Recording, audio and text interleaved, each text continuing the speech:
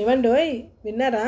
ఏంటి special effect అనుకుంటున్నారా? Special recipe కోసం స్పెషల్ ఎఫెక్ట్ అండి.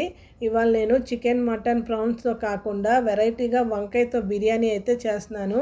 టేస్ట్ అయితే చాలా బాగా వచ్చింది. మీరు కూడా ఒకసారి ట్రై అయితే చేయండి.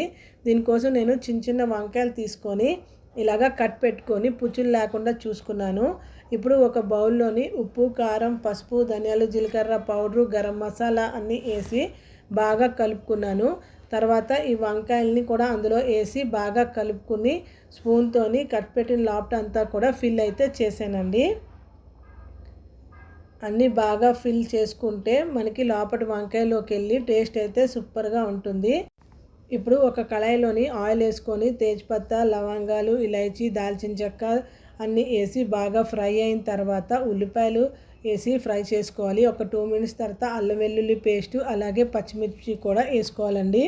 ఉల్లిపాయలు, అల్లం వెల్లుల్లి పేస్టు బాగా ఫ్రై అయిపోయిన తర్వాత ముందుగా రెడీ చేసుకున్న వంకాయలను వేసుకొని బాగా కలుపుకొని సిమ్లో పెట్టి మూత పెట్టి ఫ్రై అయితే చేసుకోవాలండి. తర్వాత మనం ముందుగా బాస్మతి రైస్ నానబెట్టుకొని ఉంచుకుంటాం కదా, అది దాంట్లోకి కొంచెం షాజీరా, దాల్చిన చెక్క, తేజ్పత్తా అన్నీ వేసి 80% కుక్ అయిన వరకు మనం దానికైతే కుక్ చేసుకోవాలండి.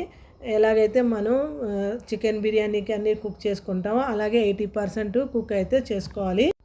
మేము ఇంట్లోని రెగ్యులర్గా చికెన్ బిర్యానీ, ప్రాన్స్ బిర్యానీ అవి చేసుకుంటాం. కానీ ఇన్స్టాగ్రామ్లోని ఈ వంకాయ బిర్యానీ చూసాక నేను ఇంట్లో అయితే ట్రై చేశాను. టేస్ట్ అయితే చాలా బాగా వచ్చింది. అందుకే మీతో అయితే షేర్ చేస్తున్నాను. మీరు కూడా ఒకసారి ట్రై అయితే చేయండి. ఇప్పుడు ఈ రైస్ కుక్ అయిపోయిన తర్వాత ఒక ప్యాన్లోని మనం ఈ వంకాయ అంతా ఇలాగ స్ప్రెడ్ చేసేసుకొని దాని మీద ఈ హాఫ్ బాయిల్డ్ రైస్ కూడా వేసేసుకోవాలండి. ఇప్పుడు రైస్ అంతా బాగా స్ప్రెడ్ చేసేసుకున్న తర్వాత దాంట్లో మీద కొత్తిమీర, పుదీనా, నెయ్యి అలాగే కుంకుమ పువ్వు వాటరు అన్నీ వేసేసుకొని మనం దమ్ అయితే పెట్టేసుకోవాలి.